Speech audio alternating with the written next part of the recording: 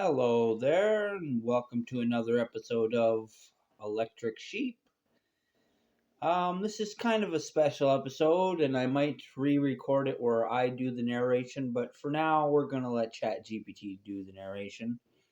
But unfortunately, I got kind of a weird result, so there's a bunch of extra words and numbers before the actual title.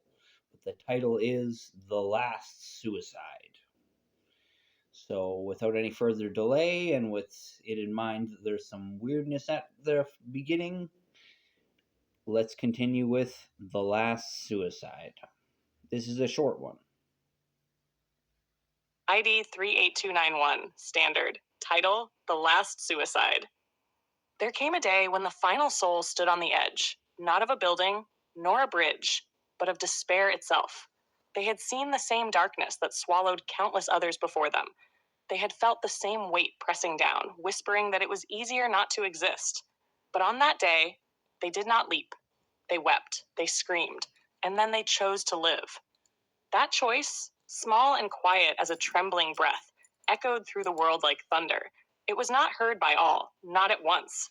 But somewhere deep in the human heart, something shifted. From that moment on, the suicide stopped. The last one had already been. Not by decree, not by cure, but by choice. A collective, invisible pact written in the marrow of survivors. Humanity still hurt.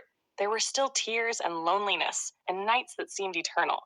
But instead of falling into the abyss, they learned to build bridges over it. Like phoenixes, burned by life's fire but never consumed, they rose again and again. The age of suicide ended, not with triumph, but with endurance. It became a story parents told their children.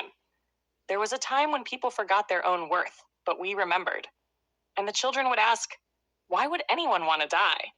And their parents would look to the horizon, unable to fully explain. For pain had become memory, and hope had become instinct. To live was no longer easy. It was sacred, a hunger to grow, to change, to endure, a defiance against the void that once beckoned all souls. And so the last suicide became the first rebirth, a reminder written not in blood, but in breath. Survive. Then learn that life is more than survival. But first, you must survive. Well, that's just it. Is all lessons come after lessons of survival, ignoring when we are taken care of. But if you don't survive, you can't continue to learn lessons. So continue surviving and continue learning.